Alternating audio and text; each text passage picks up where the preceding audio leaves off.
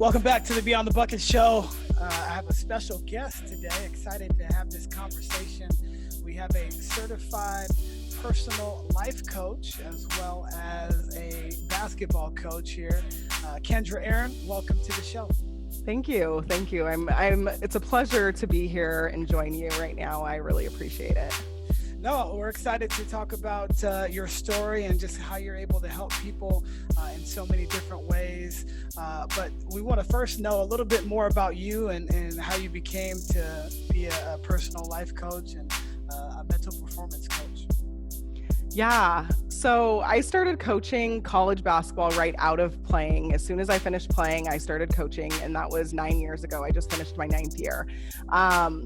At the time, I didn't necessarily really know that that's what I wanted to do, but that was the route and the opportunity that I was given. And it was a huge opportunity because it was a full-time assistant position right out of playing, as soon as I finished. So I started coaching at my alma mater and right away, and I did that. And so fast forward 7 years to a couple years ago, and I was still coaching. I had went to 2 different schools. I had my alma mater, then I coached at New Mexico Junior College. Right. Then I was currently at that time, I was at Central Arizona, which is where I'm at right now. So I've been here for 4 years. But a couple years ago, all of a sudden I was introduced to life coaching. And up until that point, I had still been kind of back and forth on if coaching was really my career choice and what I really wanted to do. So still 7 years in, 8 years in, I was still not sure of what was going on and if I really wanted to be coaching. So I found life coaching. I had just on a whim saw somebody was a life coach on Facebook, and I started messaging them and said, what is that? Because I had no clue at all what that was. And I asked what it was, and I realized that as a basketball coach, we have a perfect platform to be life coaches. And I wanted to dig deeper. And I wanted to be a better resource for my players. I wanted to let them have a way to get to me, and I could actually help them on anything, even things that I had never experienced. Right. So until that point, I thought that maybe like my experiences were great, and what I've seen in my years of coaching, I was able to give them advice on that, but that's about it. So I dug deeper in life coaching, and I got certified. And as I got certified, I changed personally. Which was one of the biggest things at all. When I was digging into it, I kind of heard that we're responsible for our own emotions. Yeah. And that by itself was a huge game changer for me personally.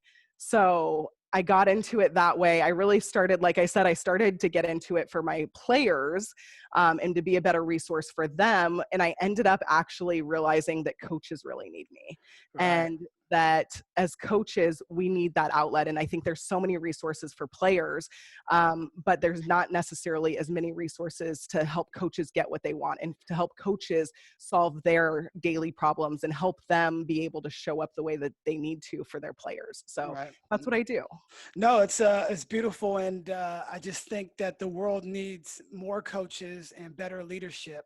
And everybody kind of needs somebody to help them, and just like you mentioned, coaches, if we're coaching, we're helping so many people, but who's really helping us come to the conclusions that we want to come up with or be as successful as we possibly can, because we're not really stretching ourselves.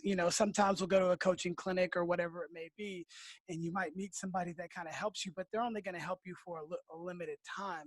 Whereas, every profession has a coach. I don't know if you watch the show Billions, but Billions is a pretty good show. And it's based on this guy named Axe, and he's this big time investment banker, and he has a life coach, basically. Her name is Wendy, and she basically helps him with all of the high level decisions that he has to make. So, in every walk of life, LeBron James has a coach, a skills performance coach. He's got a mental coach, all the way down from, Serena Williams has had multiple coaches, Tiger Woods, you name it. Everybody has a coach. And I think this is a great thing. And more people are probably going to get on board, with this sort of thing. Yeah, I absolutely agree. And you mentioned that. And I think people think that even as life coaches, how I said I came through and I've had my own transformation, but I even have a coach. Right. I see the value in it, and I invest in it, and I invest in myself, and see that a coach sometimes can help see things that you don't necessarily see. You're Right. so stuck in what's going on in your brain. And I think I've mentioned to you before when we've talked that just we have about 40 to 60,000 thoughts a day that Wow. happen in our brains. Yeah. And if we don't know how to manage those, or if we don't know how to really think intentionally, sometimes we just kind of let those we let those thoughts run wild in our brain, and we just kind of end up going along with our thoughts rather than intentionally thinking thoughts in order to benefit us. And I Right. think a lot of that is, I think people don't understand that we have that ability. Right. No, the thought process and just calming your mind. I think I talked to you about, how players play the best, and it's when their mind is calm. And that's the same thing with being a parent. I know, my son this morning, he spilled yogurt all over the couch, and I'm just so frustrated. But if I take myself and okay, I understood what the event was, and now I got to be able to respond to it. And that's going to basically equal whatever the outcome is going to be in my mind. And that's the thing that people are always battling, the process that, or the thoughts that go into their mind. Yeah, and that example is a perfect example because I mean I have a 2-year-old too, and we have those moments where something happens. So say your 2-year-old spilled their yogurt and they spill the yogurt. We have a second where we have a choice, and our thoughts are all optional. And Right. so, like I said, the 40 to 60,000 thoughts, a lot of times we don't think that those are optional because we're letting them just happen. So our Mhm. brain is going to think no matter what. Right. But it's a matter of, are we going to choose to think something intentionally? You had a choice at that moment, whether you knew it or not, and it sounds like you kind of did, you were aware of it a little bit, Right. but we had a choice at that moment to decide, like, are you going to get mad because you should have been paying more attention there, whatever it could have been that could have prevented that spill, or is it going to just be what it is and there's not a problem at all and we clean it up and we move on? Right. Let's talk about mindset for a quick second. I heard, on a podcast talking about mindset. First of all, you have to make up your mind, and then you have to, set your mind. This is what's going to happen, and you ultimately have to do that multiple times within your head. I'm going to set my mind, and then you're going to follow through with, whatever the actions are. Tell me about your approach to mindset and that buzzword that's always used. Yeah, mindset is an interesting thing because mindset is definitely, I think it's an overall view of it all. And how you say you have to set your mind, that is an ability that us as humans have. Hmm. No other species, no other animal has the ability to plan ahead of time or just Sure. to decide ahead of time. It's very reactive. It's very, something happens and we just have to react. And that's what most animals, most other species have to do. We Right. have the ability to plan ahead and say, okay, in this situation, this is how I would like to present myself. This is how I would like to show up. Then it's that critical piece that you say is that follow through. And that's what we struggle the most with, is that follow through. So mindset is a very interesting thing because it's one of those things we have to do constantly.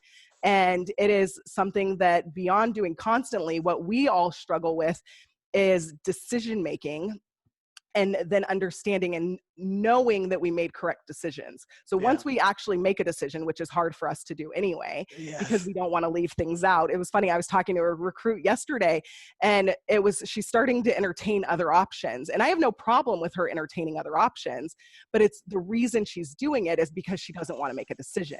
Right. And we do that in our brain, and I'm not mad at her because I understand how her brain's working. I Right. understand that as humans we don't want to make a decision because we don't want to leave something out, and then Right. when we do make a decision, then we start doubting our decision. And it's that mindset, it's over and over and over that we have to be in control. So yeah, Right. mindset's an interesting thing. I love it. No, it's fascinating, and I'm just so curious to see how the mind works and how you're able to perform at the highest level, with keeping your mind in check and always understanding to kind of to center yourself and be present in that moment, and understand that your thoughts are going to control a lot of your actions.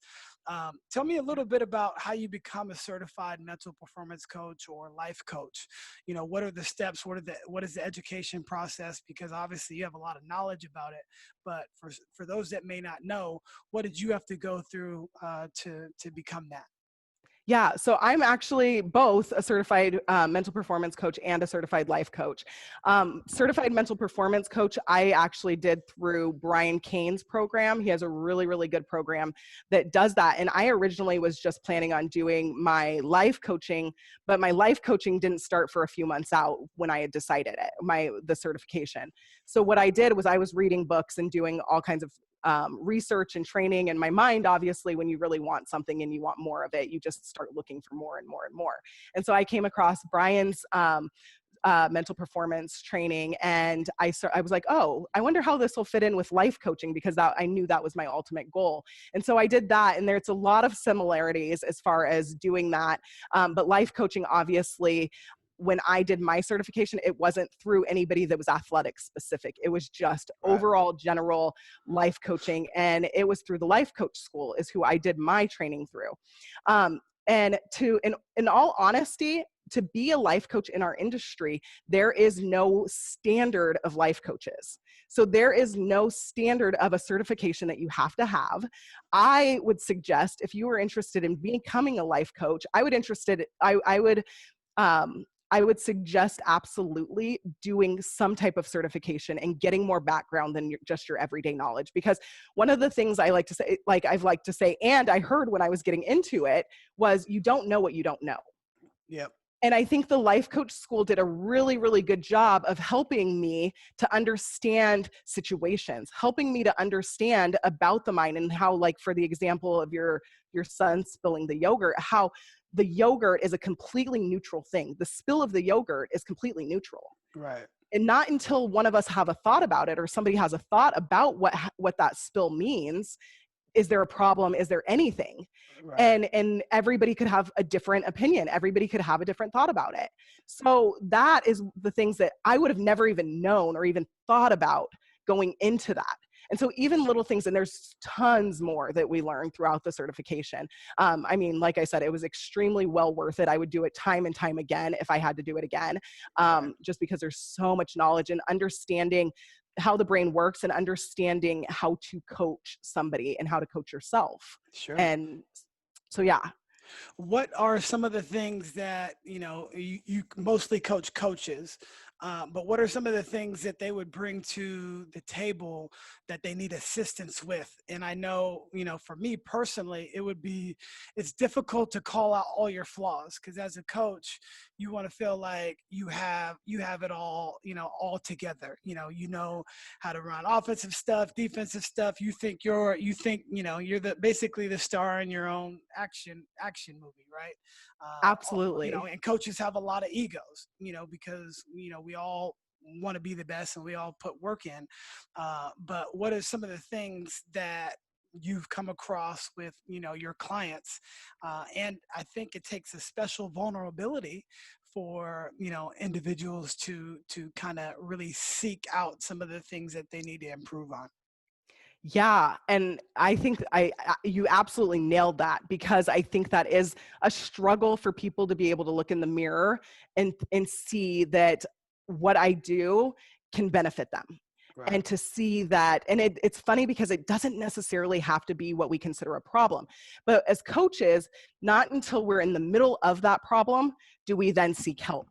And Right. as a life coach, I want people to come to me when there's not a problem or a glaring problem, because then that's when we can start to manage our mind and start to get on a page where, when there is a problem, we can make it be not as magnified, or not like I said with the yogurt. And I keep going back to that just because that's Yeah. fresh. No problem. But with the yogurt, then when a yogurt spill happens, then we already know that our thought is a choice. All right. And that happens with me all the time. If my daughter is screaming her head off, screaming at me, and I can understand that, like, her screaming has nothing to do with how I am as a parent. Right. And I can understand that. And I can understand that whatever is going on with her, that's what's going on with her. And it's Yeah. okay. It's okay that she's screaming. Right. And that is stuff that beforehand, I didn't all of a sudden she starts screaming in my face. And then I'm like, what do I do? What do I do? Because then that's when we react, and so as a coach, or as coaches, a lot of things that we see, people don't necessarily bring things to the sessions, and that's perfectly fine. So if there's a session, there at times there are things that people are like, oh my gosh, I got to get this off of my mind. There's this situation. But a lot of times I don't get that. So a lot of times I already have planned stuff and I have questions, and it's crazy because it can be everyday questions that I could just be asking them about. Maybe they're one that I had recently yesterday was about a 5-year plan. Yeah. And what came up was that the coach was being indecisive about a 5-year plan because her plans had changed recently. And so she was being hesitant on planning something different because she didn't want her plans to change. Sure. So like something even as simple as that, and that's not a huge problem. You know what I mean? She didn't even realize that she had a problem with her 5-year plan But at the same time, then we kind of unscraped that and we washed that off and we kind of said, look at this, like, why is your brain doing that? And we're curious about what her brain is doing, but that's something that I can see, and then show her what I'm seeing. I'm seeing that you're a little bit indecisive here. What's going on there? And what's happening? And it's just conversational. It's almost like when we have a session, it's almost like we're going to sit here, you're going to talk a little bit. We're going to both be looking at a projector of your thoughts. Right. And we're going to look at a projector of your thoughts, and I'm going to pick out what I see during that time. You're going to see something different because you're in that, and that's perfectly fine. I'm going to show you what I see, and then we can see kind of what works for you. As a life coach, I can't give you advice. I can't tell you what is going to be best for you. Right. Because I barely know what's best for me. So I can help you clear out your brain and help organize your brain so that you don't have inhibiting thoughts and inhibiting notions that are holding you back from actually moving forward. And so that is one of the things as a coach, myself included. Like I said, I was very emotional. I was very emotionally driven as a coach before I learned life coaching and all of it. It's extremely emotionally driven. And I think a lot of coaches are. Because we tie all of our emotions to how our players perform or don't perform, whether it's in the classroom, whether it's on the court, whether it's just in their daily life. We tie our emotions to that. Yes. And then what we do is we justify it by saying, well, that's what makes us a good coach. If I didn't care so much, I wouldn't be tied to to what they do. My emotions wouldn't be tied. That would be me not caring. But in reality, it actually hinders us. Us being so tied to what they do makes us show up in a way that we don't necessarily want to show up.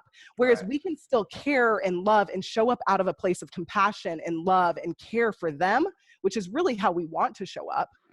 And we can do that and still be able to handle the situation the way that we want to.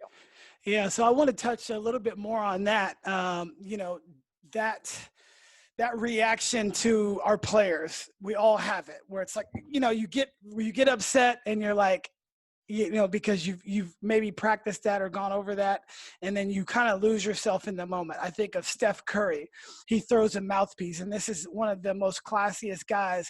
He throws a mouthpiece and, almost hits a fan, or maybe hits a fan, a few years back when he was frustrated. I look at certain coaches like Jay Wright with Villanova.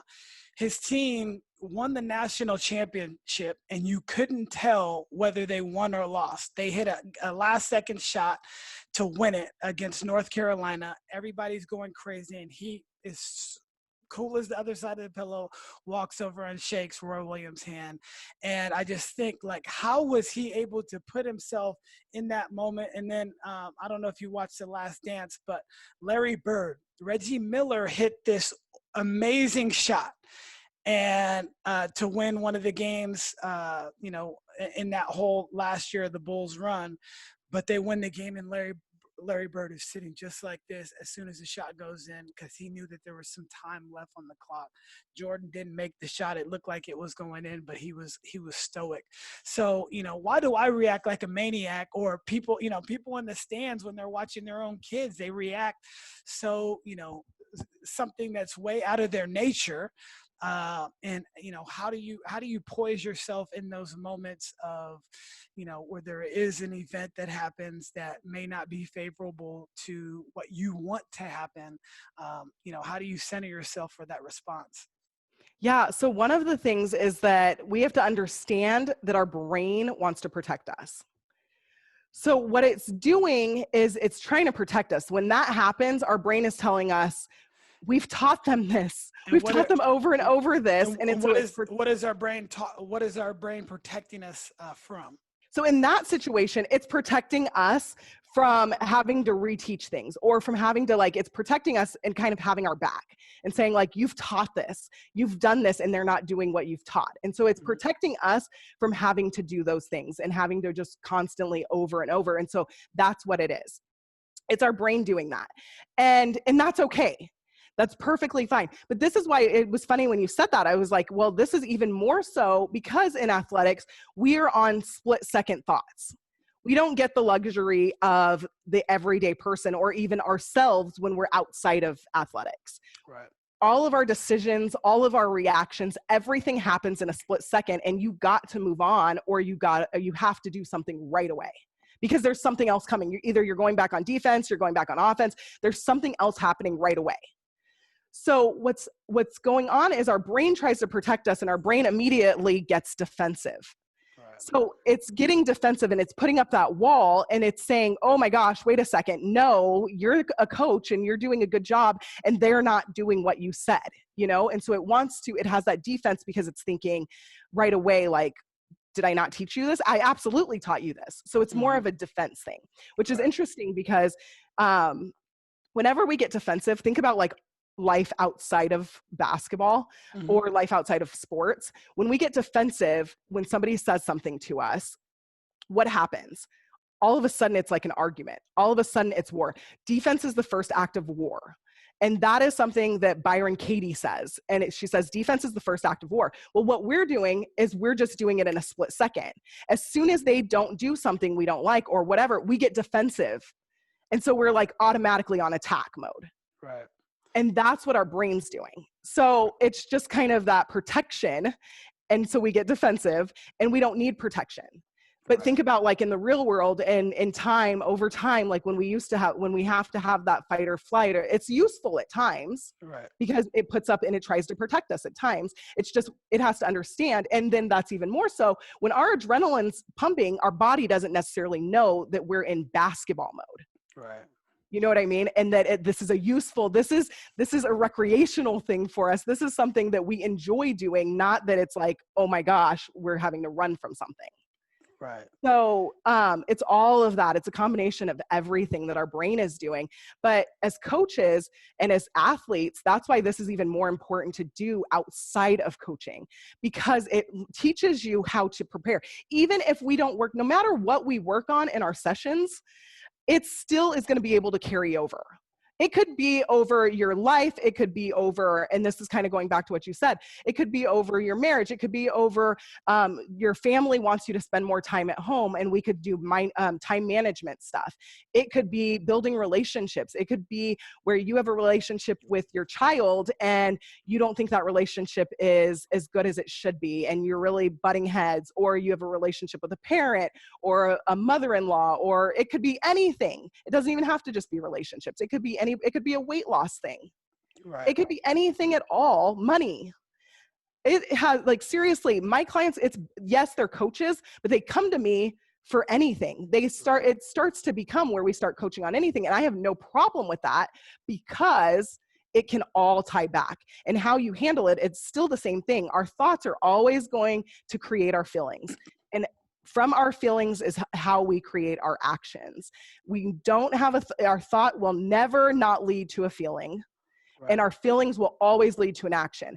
What we have been trained and think that happens is that if we do an action, then we'll feel a different way. Right. And then the thoughts are just happening all alone on their own. And it's not. It's the thoughts that are creating our feelings. Our feelings are creating our actions, and our actions create our results that we have in our life. Right. And so that's what we work on, no matter what the subject matter it is on a day-to-day. That's what we work on. We work on those thoughts and getting intentional thoughts and thoughts that serve you in order to create the results that you actually want. And in game time, that could be something like that. Right.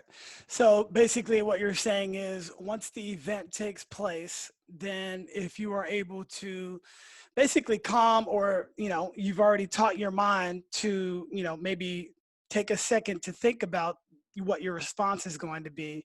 And then that is going to be the outcome that, And basically, like if you're in a relationship and you just mentioned defense is basically the first sign of war. So you go right back at the person. Well, if you would have just removed yourself from the conversation, took a deep breath, whatever it may be. Maybe it could be a second, or it could be a whole day or a week, whatever, and then have that conversation. Well, you're much more in a better place to be able to sustain, a calm mind, and you can collect your thoughts. Is that basically what you're saying? Absolutely. But the good thing is the fun thing about it is the more you do it, the quicker you can do it. And Okay. the way your brain starts, then your brain is efficient. So your brain's going to think thoughts, how we talked about. Your brain's going to think thoughts no matter what. The more that your brain is thinking those intentional thoughts, your brain will think more of those type of thoughts. Right. And so those will be more natural thoughts for you. So Right. in a situation like that, what happens is in that situation, say somebody says something to you, you immediately react and say something back. What's actually happening is you're having a thought of how dare you come at me that way, or how dare you say that, or that's not true. And you feel some type of way, whatever feeling you have that's in between that, and Yeah. then you have that action. But we don't understand that all is happening. All of that happens, even if it's just super quick. That all happened in that split second. Even if they're saying it, and before they even say it, you're already back at them. You're having a thought, there's a feeling, and then you're reacting and you're Right. having that action. So what'll happen, the more you train yourself and the more you understand that that's not how I want to show up. Well, how do you want to show up? Well, let's figure out what thoughts are beneficial to how you actually want to show up. Then when that happens, and you understand that what they say or what they do, because you can't control another person, another human being, you can't control them, whether they're 2, whether they're 52, you can't control anything that anybody else is going to do. You could Right. put restrictions on kids and you can make consequences, and that's a little bit different. But at the end of the day, they could still choose to do it and then just get the consequence. Right. So you can't control what anybody else is going to do. Nobody can tell me that you can. You can't. Without physically tying them down, you can't control what somebody else is going to do. And so when somebody else does something, what the great thing too is understanding that what they do and what they say has absolutely nothing to do with you. Right. And that is the hard thing. And everybody gets upset about certain things that people say or do. And I would say most of it comes down to pride. If somebody says something bad about me, or somebody that I love or care about, it's a prideful thing. Or if your team isn't doing well, it's a prideful thing. If you're a business owner and your team isn't selling, it's a prideful thing. Like, hey, what did I do wrong? Yeah. I'm going to prove whoever said that wrong. Or it may not be true, like you mentioned earlier. It's not true, and I'm just going to, I'm going to react to whatever the situation is, and it could go one way or the other. But if you're doing the practices that you're talking about, you will have better outcomes. Absolutely. Absolutely. And I think it's something that you had said something and I thought about it while you were saying it. I don't know, it'll probably come back to me later, but yeah, absolutely. And as you continue to practice, it'll just become a natural thing. And there will still absolutely be times where you say something that later on you're just like, yeah, that's not how I wanted to show up. And Right. and you can admit that and understand that, but the reason that you said something was because of thought that Right. you had, and you didn't necessarily have that intentional thought. And you can go back and say like, okay, how did I, again, back to Right. how did I want to show up? And Yeah. next time it could be better. Yeah. A lot of people would be in denial about about certain things, but they may still want to help themselves. How can people help themselves with their own thoughts instead of, maybe they might not feel comfortable talking to somebody else. Like I said earlier, you have to be very, very vulnerable to open up, to somebody about that. And how would somebody, eventually move towards that, possibly getting a coach?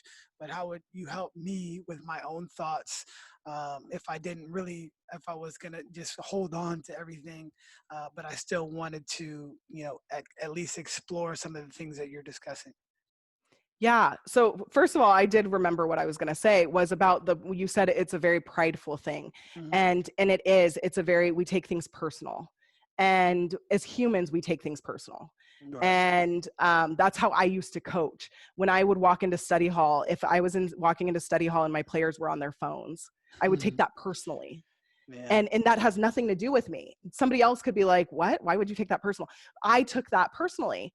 And I would get so upset about, why are you on your phone? I'm sitting here trying to help you graduate. I'm bending over backwards, doing classroom checks, talking to your professors, trying to do this, build relationships. And yet you don't care. Like, in my mind, that's how I took it. You don't care. You're just on your phone. You could care less. And I took that personally. Speak on that a little bit more, because that's something that a lot of coaches feel, or in any walk of life, parents, business people, they may feel that the people are taking what they do for granted. So how do you get to a place where you're not thinking about what the other person is doing, because we shouldn't let another person make us feel a way about because of their actions. We should only be concerned about our actions and what we're doing. But a lot of times we're so concerned about what others are doing or how they're reacting to what we do. Yeah, exactly. So that just goes back to that everybody around us can do what they want. So when we're in a role of being a coach and we have players, that obviously we have to have some type of standards. We cannot just let them do whatever they want and just be like, oh, well, you're going to do whatever you want. We still have to have a program, and we still have to have those standards in place. And what happens is, like, for instance, for that situation, for the cell phones, what became a thing was, okay, here's the consequence. And so here's the thing. If you have your cell phone out, what I do with my players, and some people think it's harsh, but at the same time, my emotions are no longer tied to it, and they take way more responsibility. But what I do is I say, here's the thing. If I walk into study hall and I see a phone out and it is off, it is black screen, it is whatever, it is going to be 1 mile. If I see a phone that is out and the light is on, or it is in your hand and it is being used, or clearly at some point being used where the light is on or in your hand, it's 2 miles. Now, if I leave the room and come back and it's still, then we'll just keep adding. But the choice is yours. I'm not going to get emotionally tied. I don't care. You can have your phone out all you want. But here's the thing. I saw this past year, I saw the phone out 1 time, and then that was it. Because they took ownership of it. They're like, well, I don't want to do that, consequence. And then I followed through and I said, here's this, and that's fine. You can do whatever you want, but this is what it is. And then I didn't tie my emotions to it. I completely let go of that situation as far as my emotions, because I just said, here's the thing, is that what they're doing, them being on their phone, them being whatever they're going to do.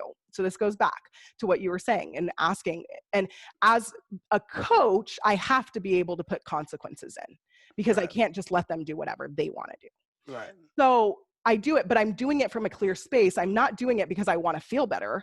I'm doing it so that I don't have any emotional ties, and we are still completely good. There's no emotion to that, and we just move on.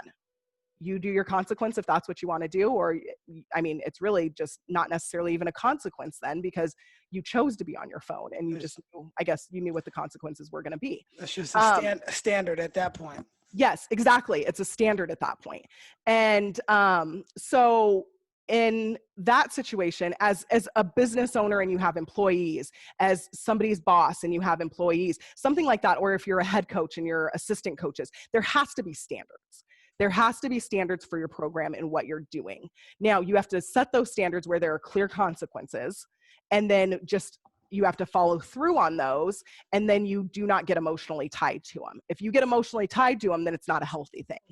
But if you don't get emotionally tied, you say, here's those consequences. I need this paper by this time, and that's it. And then if that doesn't happen, then whatever consequences are, and they already know what those consequences are, then we have a healthy relationship. We have a healthy boss and employee relationship.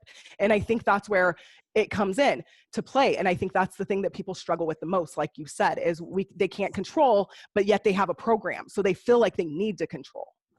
And they need to do that. No, most of the time we just need to set healthy standards and set those consequences and follow through with them. How do you basically separate yourself from that emotional investment? You understand, the biggest thing is understanding that they can do whatever they want. Now, at the end of the season, if that wasn't what fit in with your program, or if that's a poison to your team and that's overall not benefiting where your team needs to be, you can make that decision. But again, making that decision based off of the team and what's good for the team and your overall goal of what you're doing is completely different than making it as a part of, I got offended because you're on your phone and I told you stop being on your phone. That's completely different. Right. So if you just want to feel better, then that's not a healthy decision. Right. But if you're doing it in order to, like, I have to take care of my entire program here, and you can completely take out your emotions and understand that that's just what it is. So it's not like you're tied to them and they just keep messing up and they don't care and you have to be tied to them. It's not like that at all. It's just making sure that those are healthy decisions. Gotcha.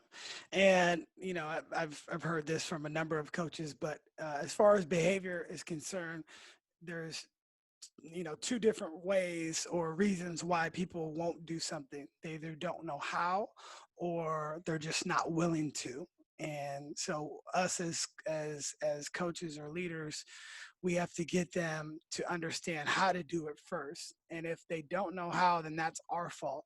But if they don't want to, like you mentioned, you know, we can't force anybody to do anything that they don't want to do, you know, unless you physically make them do it. And obviously we're in a time that is definitely not acceptable. But would you agree with those two statements? I would think that a lot of times people, because again, this goes back to the feelings and the thoughts, and so the thoughts, the feelings, and the actions. So I think the biggest reason people don't do something is because either they're scared of what that feeling is, or they want to feel a different way. So when we request things of people, when we request things of our players, I think that's where right now we have that belief that it's because of they don't want to do it. They just plain out don't want to do it, or they just don't know how. And they may know how, but they may be scared to do that. Or they may be, you know what I mean? There may be a deeper feeling in there. And that's why it's crazy, because it's just something like, we had a player this year that she just could not make her run times. Like anytime it was anything to do with running, yeah. Unless we said like, this is your absolute one, if you completely finish, then the entire team's done. That is the only time that she would make her times. The entire year. It didn't matter how much conditioning we did. It didn't matter how much. So it's not that she was incapable of doing it. It was just something completely going on within her. And that is something that as coaches, we aren't necessarily understanding completely. We think that it's something to do with us. Right. We think that it's something to do with either the way we're teaching it or the way that we're doing whatever. As coaches, yes, we need to evaluate that. But here's the thing that even me and my head coach talk about sometimes, that we even have disagreements about sometimes. It's that we can't judge us as coaches from what they are putting out or what they're doing or not doing, because they can decide they don't want to do it. That's a hard thing too, you know, yes, because we put so much energy and effort towards getting our teams to be good or great. And when they fall short of that, it's hard not to kind of look within and say, hey, you know, where did we fall short as a staff? Where did you fall short as a head coach, assistant coach, what have you? That's a difficult place to be. Yeah, that's extreme. It's extremely difficult. But here's the thing. I'm not saying don't evaluate, but if you show up in the way that you want to show up, if you show up every single day prepared, if you have your scouting report ready, if you know exactly what the other team is going to do, if you're able to make in-game adjustments, if you're able to provide the skill work that needs to be done, and you are taking care of all that, that is what you need to use your evaluation on. Now, because if you're not doing that stuff and you're not showing up the way you want to, then absolutely, then look like it's on you that you didn't show up as a coach. Like then, yeah, you're not the best coach. But their outcome and what they decide to do and what the wins and the losses, which is extremely hard because a lot of people's jobs depends on wins and losses. But those wins and losses, we went to Vegas this year, and this is when we had this conversation. We went to Vegas this year, and we had 3 games, and we lost 2 of them. The entire season, we lost 3 games total. And that was the very first game to New Mexico. And then we went to Vegas right before Christmas break, and we lost 2 of the 3. And then that was those were our 3 losses for the entire season. And at the end of that tournament, I had to look at my coach and say, you know what? Because of course, we lost 2 out of 3 games. We're looking and saying, well, maybe we're not the best coaches. Right. Maybe it's something that we're doing. And I said, no, like, we're not determining our coaching and our, like, us being good on those games and us losing them. I'm sorry, we're not doing it. Right. Because we showed up the way that we needed to show up. And what actually was crazy is what we ended up finding out was there was drama within the team that weekend. Mm. And so it was like, okay, well, no wonder we couldn't show up and play basketball. Right. And so but we instantly go to, we're bad coaches. But at the same time, on the reverse end, I've talked to many coaches. During the month of April, I made it a point to reach out to as many people as I could and get to network with them. And no strings attached. I just wanted to get to know them. And I asked a couple coaches during that time, well, what makes you a good coach? What do you think? Are you a good coach? Well, I don't know. I used to think so, but I just lost all these games and I just got fired from this job and this and this. But tell me, are you a good coach? A lot of times they don't know. They don't have an answer for that. So as a coach, like, what makes you a good coach? Until I started life coaching, I probably would have been the same way. Just wins and losses. Like, that's what makes you a good coach, because if they're performing, that means I'm doing a good job. Right. And in reality, if they're performing, it still has nothing to do with you. Right. Yeah, you may be doing a great job, but that's not what makes or breaks you as a coach. Just like them losing. And it's easy for us to take the bad stuff and put it all on us. Yeah. Or the bad stuff and try to be like, well, I'm not a good coach. And the good stuff and be like, I'm a great coach. No, you could be the exact same coach and show up every single day ready to go. And it's just not there. They're deciding, they're having something going on in their lives. There's so much more to that equation than just us. And in a selfish, we really want it to be just us so that we could fix us and go and all of a sudden win all these games. But the way that we show up, that's a huge thing. The way that we show up and what we ask of them, or what we show up, we're ready to go. One of the things that I do with my players too is, even if it's 6 a.m. workouts, and I started doing this year, some of them would come in there tired and whatever, and woe is me. And I said, hey, what mood do you choose to be in? And this became a thing. Like, this became a huge thing. I would start walking in and they would start asking me, what mood do you choose to be in? And I would ask it that way so that they understood that it's a choice. You getting out of bed, you may have got out of bed grumpy or tired or whatever, but right now, what are you going to choose to do? Right. No, I think that's a beautiful statement. What mood do you want to be in? Yeah. A couple of things that you mentioned, kind of just hit with me. This year we start league off 5-1 and in the hunt for a league championship, and our 2 best players go down, both seniors.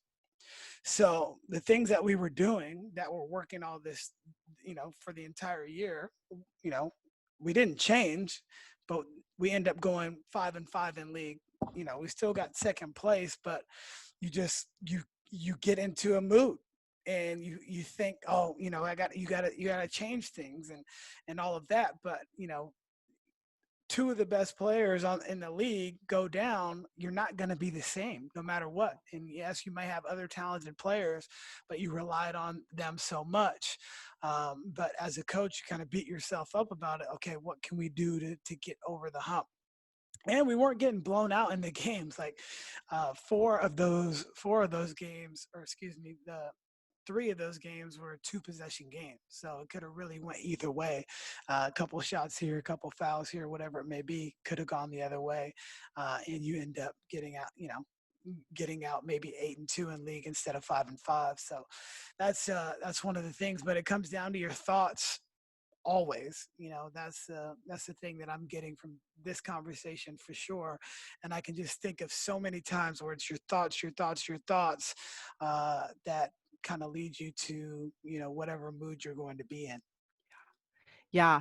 And one of the things that's funny, that as you were talking about that, one of the things that a good reason to have a coach is, as you're talking, things that you don't catch on to, and you say them and you just like, okay, 2 of my players going down. There's certain beliefs in there that, like, if we were on a session right now, I could help those uncover and realize that even though those seem to be beneficial, those could potentially be what's keeping you from looking at a better perspective or a better way of now that they're gone, instead of focusing on we had them, focusing on here, what's in front of us. And then all of a sudden it's like, of course they're still a part of the team, but now we're opened up to, oh no, we have way better different, like we can do things, we just need to do it this way.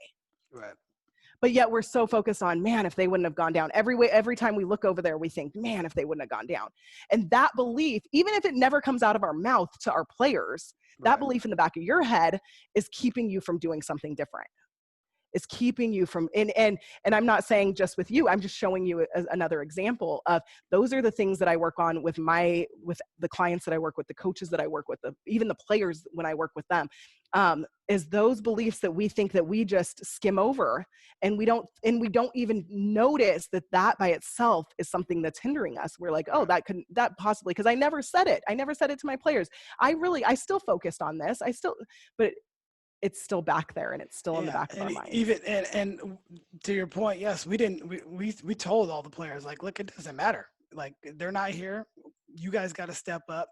And I think maybe in my mind, in our coach's mind, we moved on too. But to your point, maybe it was still there, and we didn't completely let it go.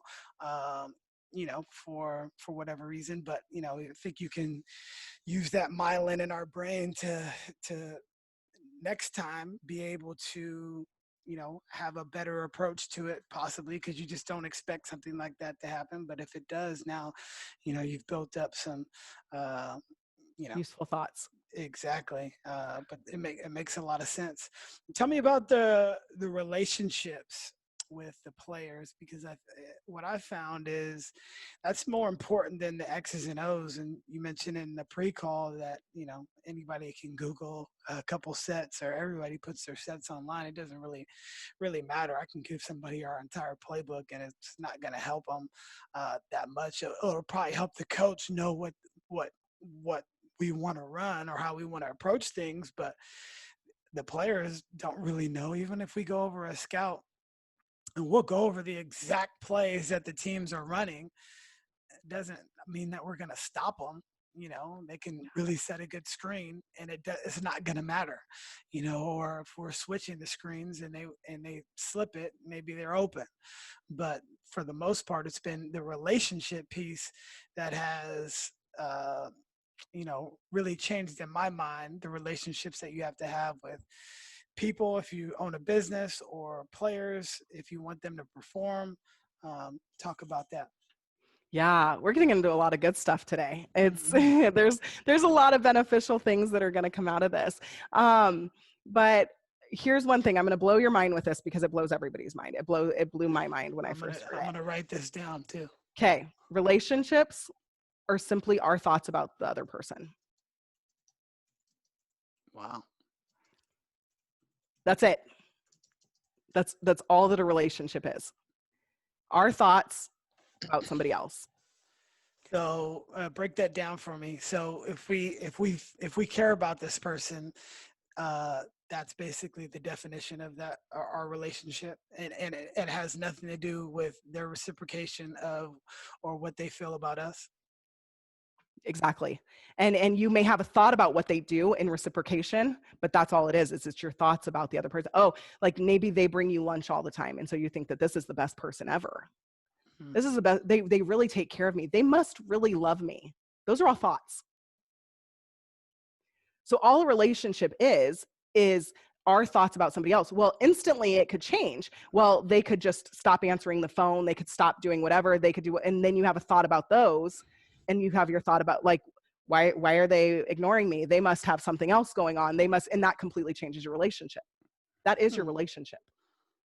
Yeah.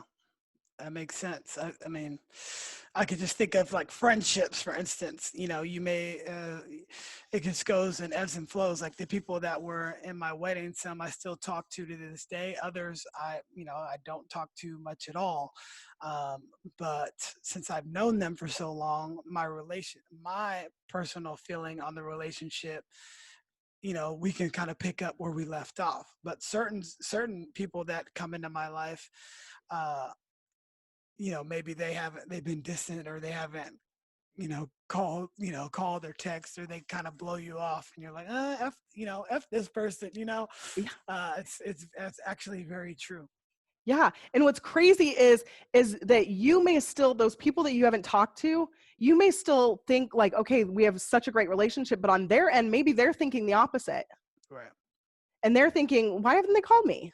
I would call. I just had a baby and they never called to say congrats. I just had a birthday and they didn't even say congratulations or happy birthday. Yeah. And you still think it's a great relationship. Right.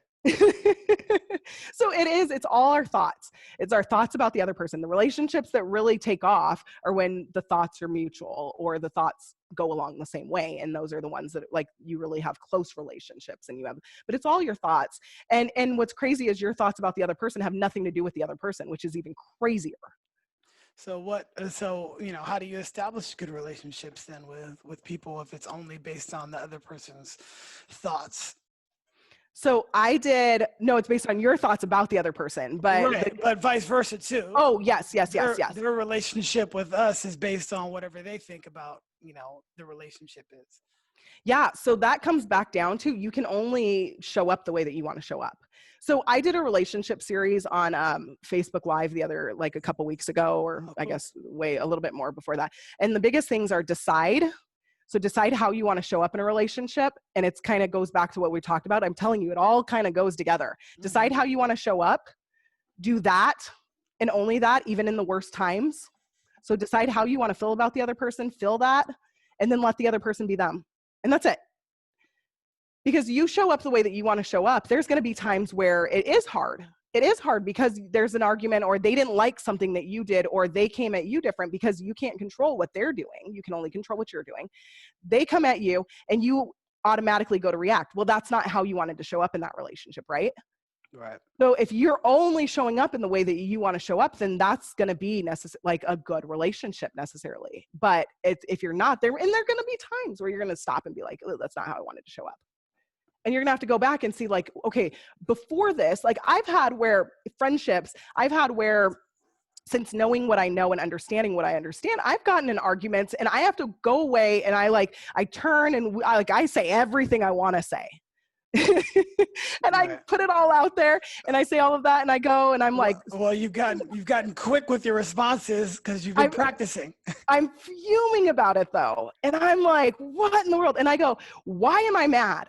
Like, why am I truly mad? And I ask myself, and all of a sudden I'm like, I'm not mad at whatever they said. I'm not mad at whatever they did, because I know that that's not what causes me to be mad. Whatever they did can't cause me to feel anyway. It was my thought that I either got defensive and they shouldn't have said that or whatever, it wasn't true, like we said earlier. And that was that thought. And then that's why all of a sudden that anger kind of starts releasing, because then I'm like, I take my power back.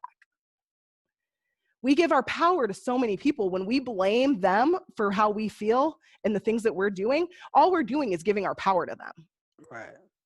And tons of times it's to people that, like, when on Facebook, especially right now on Facebook, people are saying things that you don't want to, like, that you don't agree with. And you're getting so, not you, but everybody, no, yeah, sure. We're all getting so worked up about something that somebody else is saying. And we're giving all of our power to that person's words. Right. No doubt. Yeah. And that's a profound statement, because a lot of times we do. I can just think of, a lot of people that are close to me, they get so upset with something somebody said. And I'm like, why does it even matter? Who cares? And if you don't want to hear it, then don't follow them. Don't listen to them. They're not bringing any value to your life, and you're only consuming negative things, negative energy that you didn't put out there in the world. Somebody else put that out there in the world. Yeah. And in that situation though, you don't even have to cut them off necessarily. You can just understand that what they're saying and what they're doing has everything to do with them and Right. everything to do with what they're doing. Our reactions, our thoughts about people have everything to do with us and nothing to do with them.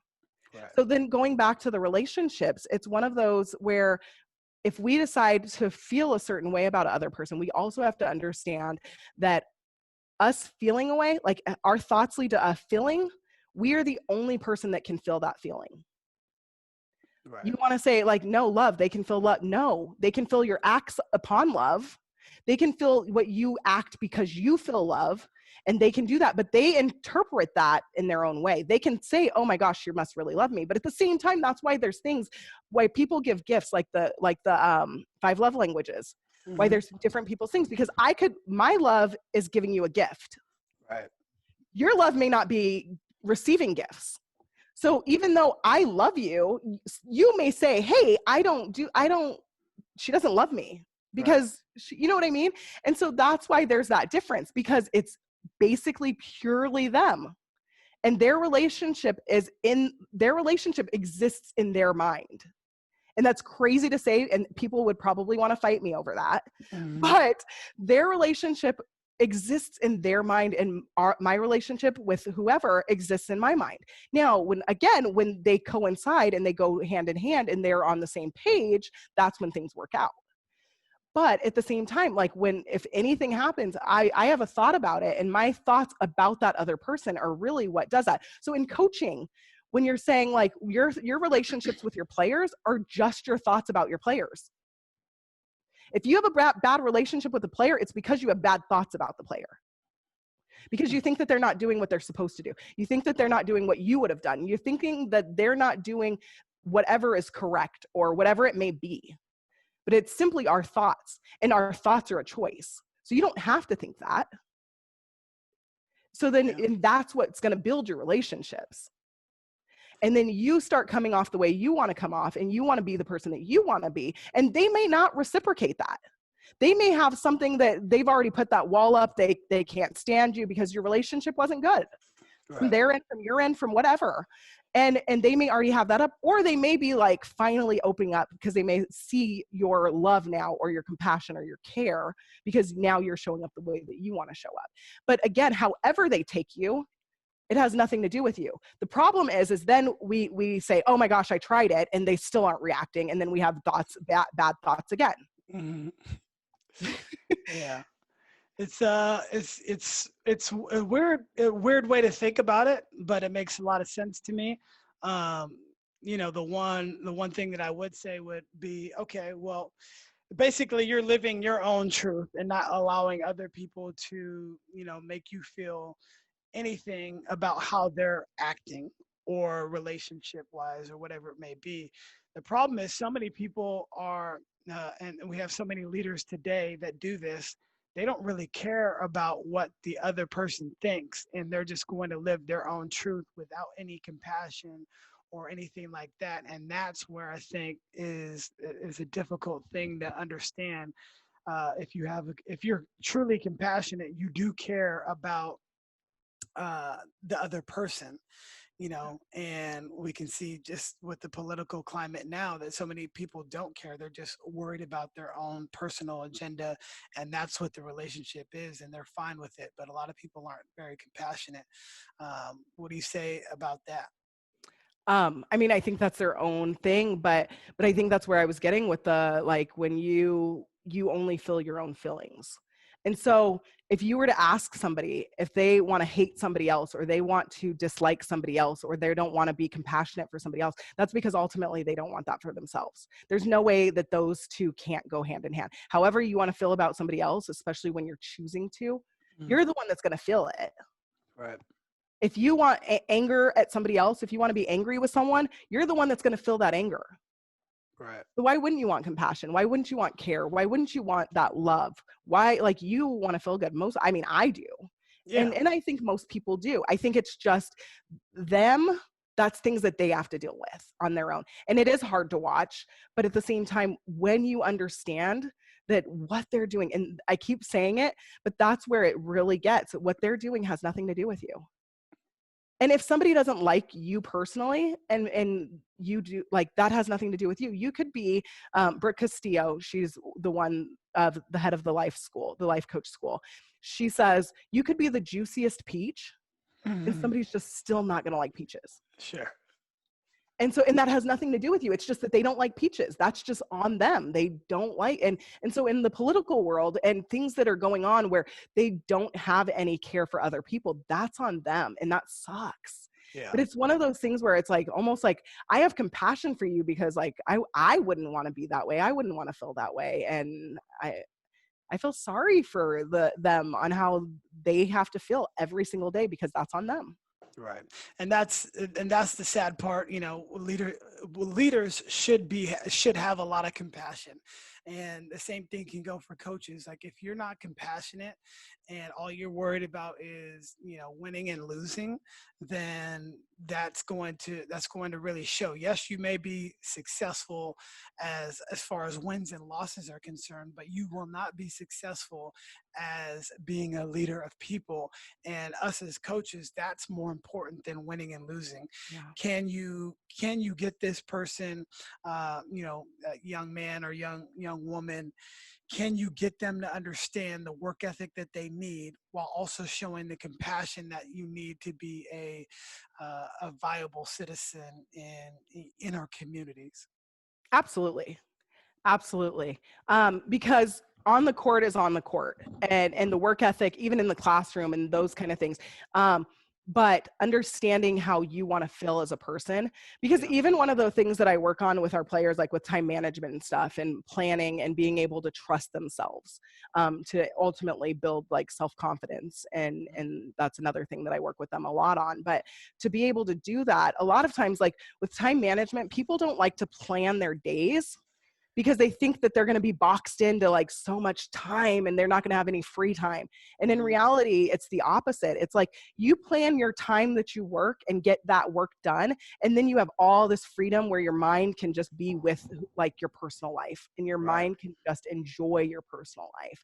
And we just think about it so differently though. And so I would say it's the same thing as like that structure for our players, having that structure and being able to understand that you get to show up how you want to show up, but at the same time, when it's time to do hard work and it's time to get things done, then it's time to get things done. Right. And it's perfectly fine It's and beautiful. normal to do both. The best thing that I got today was, what mood do you want to be in? That's an awesome thing that you can put really in any context. What mood do you want to be in? Do you want to be in a sour mood, or you want to be in a good positive mood? And nobody wants to be around the negative people, and sometimes the people that are around you change your mood, because their mood is sour. But you can't let that happen.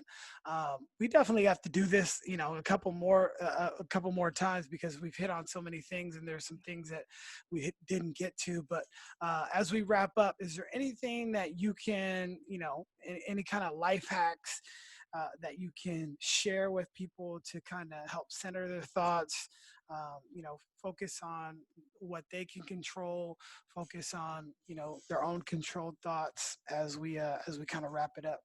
Yeah, so this actually goes back to one of the questions that I didn't answer, and so I'm glad you came back to this. One of the things that if people don't want to get coaching, or they think that, and vulnerability is a huge thing that I eventually do want to talk about, because vulnerability is almost more of a courage or a courageous thing. I think it's Teddy Roosevelt's Man in the Arena. Hmm. If you haven't read that, oh my gosh, absolutely amazing. Have you read it? Yes. Okay, the Man in the Arena. So that's something that that like defines vulnerability to a T. And I think we look at vulnerability as being a negative thing a lot of times. And the vulnerability is But the you most powerful. um, being vulnerable is super powerful, and the people that are able to do that and show who they are outside of, this mask that we put on every single day, that's where people are inspired the most. That's where you can kind of transcend and connect more, yeah. being open to all the scars that we do have, taking the mask off and saying, look, I got a lot of scars, just like you, but I'm willing to put it out there. Yeah, I love it. Vulnerability. I'm reading Daring Greatly by Brene Brown, and she talks a lot about Oh yeah. the vulnerability there, and I absolutely love it. It's probably one of my favorite aspects of the entire thing, because it's when you put yourself out there, it changes everything too. Right.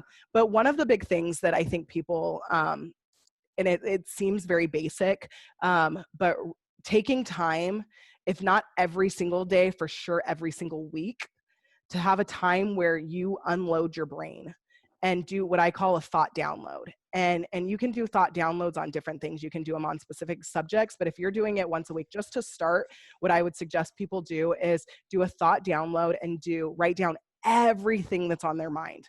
Whether it's good, bad, ugly, great, whatever, just write it down. And it needs to be pencil, paper, or pen, paper. Write it down so that it is out of your mind, and it is not type it up on your phone, not like, write it down, write every single thing. And when you don't have anything else, say what else, and write it all down. Get everything out of your mind, get everything out of your brain. And what that's going to do is you're going to be able to start being aware, because awareness is absolutely the first thing to any type of change. So you have to be aware of what's going on in your brain. Now, like we talked about earlier, even as coaches, we try to beat ourselves up about a lot of stuff. So Right. when you look at that, it's funny, I have, like, right now it's hashtag compassion, not criticize. Like, everything I post, compassion, not criticize, because we don't have compassion for ourselves. It is one of the hardest things that we could possibly do. We criticize and we think that we have to be at this high standard. And that's what we attribute it to, is, well, I'm going to be at a high standard. If I'm not putting myself at that high standard, who's going to do it? So write it down. And then when you look at it, after you write it down, look at it and have compassion for yourself. Have compassion. It's okay that those thoughts are going on, but then you can start being curious about those thoughts. So compassion and curious, and start being curious. Oh, I wonder where that came from. Oh, I wonder what this did. I wonder, and you'll start seeing that those thoughts will lead to feelings. Right. But first thing is just write it all down, and then have compassion. That's going to be the hardest thing. Compassion when you're looking at all those crazy things that are going on in your head. And that's okay. We all have it. I Right. guarantee you. Thought download Thought download. every Sunday. I love it. Yeah, for sure. Once a week, get those things out of your head. Well, this has been awesome. We definitely need to have you back on, because we just touched on so many great things that can help anybody in any walk of life, and that's really what this whole show is about. And you're doing so many great things. I love that you're a strong, powerful woman that is super articulate, that has obviously studied your craft, and it just makes a lot of sense. But and that's the great part about it, the simplicity in it all. But it can take you so many different ways, and I've gotten a lot of notes right now just from our conversation, and I really appreciate it. I know this is going to be a great listen for anybody that's out there. So really appreciate your time, Kendra. You're awesome. Oh my gosh, I appreciate you having me. And I could talk all day. We could go on for hours and hours and hours and have this conversation. And really even tying it back to the athletic portion of it, because maybe one time we do talk about how players, they have that quick second, and we can go back into that in a quick second to kind of see what's going on and move on and like evaluate later.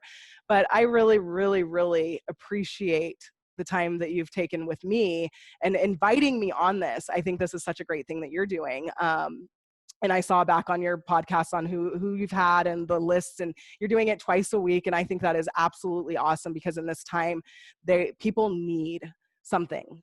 Right. And I think it is great, and it is a great platform that you have, and it is something that you're doing that's awesome. And I think it's going to completely take off for years and years. And I'm excited to watch it. No, I'm excited for your journey as well. And for me, I wasn't a sharer. Like this year was one of the things that I wanted to change, be more of a sharer. I just felt like coaches didn't share that much. And especially when Kobe died and seeing what he was doing. And I grew up on him, idolizing him, and he was starting to share so much of who he was as a person. And now, you don't get to see this basketball player that had this one skill set. You get to see him, be an Emmy Award winner, and just share more things. And up until last like a couple weeks ago, my Instagram and everything was always private.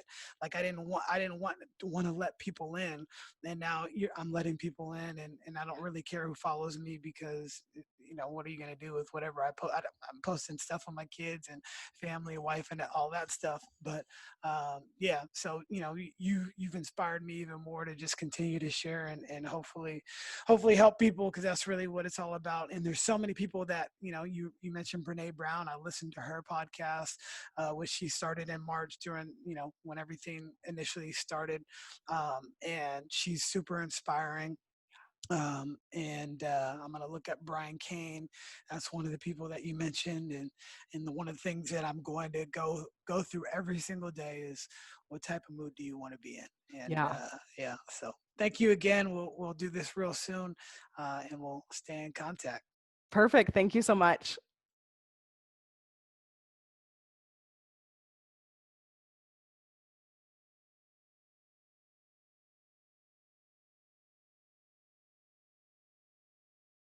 Thank you for listening to the Beyond the Buckets podcast.